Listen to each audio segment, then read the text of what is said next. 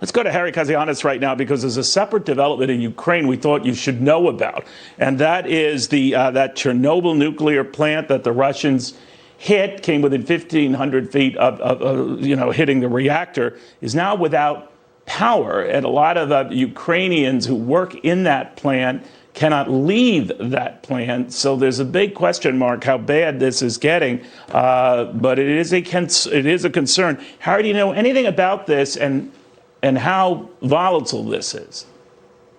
Well, Neil, I don't want to overstate it or understate it. I mean, Chernobyl obviously needs power in terms of making sure that water is flowing through the reactors, water is flowing through all the broken and damaged reactors that melted down back in 1986 to ensure that there isn't some sort of meltdown and we don't have Chernobyl 2.0. Now, we don't have all the facts. We don't know everything that's going on. But I think the larger point, Neil, is that Putin will use any sort of weapon that he can, or weaponize anything he can, to get us afraid, to get Vladimir Zelensky afraid, so this way he can try to force a settlement. So I'm not going to be shocked if we don't go through a couple more of these, mini nuclear crises over and over again. We're worried about civilian nuclear power essentially being weaponized and its security being weaponized. In my eyes, Neil, that's a war crime.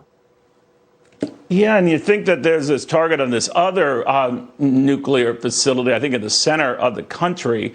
What do you think if it's nuclear plants that the Russians aren't accidentally hitting, they're targeting?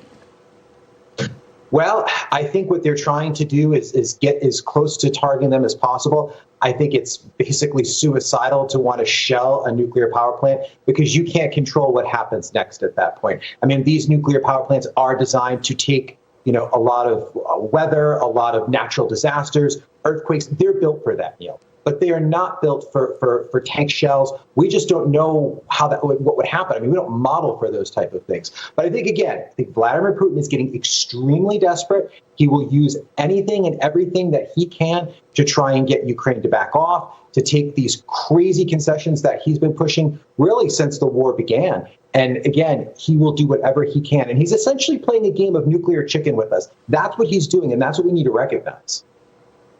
You don't want to be a fatalist with these type of developments, but it does make you wonder whether, frustrated at his troops' advance right now, it's gone on 2 weeks, not that that's an eternity, but obviously it's taking him a lot longer to take over this country than he hoped, and that maybe setting off some nuclear, disaster is his way of saying, all right, there you go. I think you're right. I think the challenge here, Neil, is that Vladimir Putin thought he'd march into Ukraine, take the country very quickly in this sort of fake shock and awe campaign. That didn't work, and now his tanks are stuck in the mud. He doesn't have an ability to really use his ground forces to quickly take the country. So what he's going to do, Neil, is he's going to go to the skies. He is going to bomb Ukraine back into the Stone Age. He's going to use that heavy artillery that he has and smash every city he can. Of course, what will happen, and rightly so, is the sanctions in every tool that the West has to drop on Vladimir Putin's head will be used. At that point, my fear, Neil, is what does Putin do next? He's going to strike back in some way. That could be a cyber attack on our banks, cyber attack on European banks. And I hate to say it, we are now slowly inching our way on a path where Putin could consider using tactical nuclear weapons. Again, I don't want to be too dramatic, but we need to understand where this all could lead.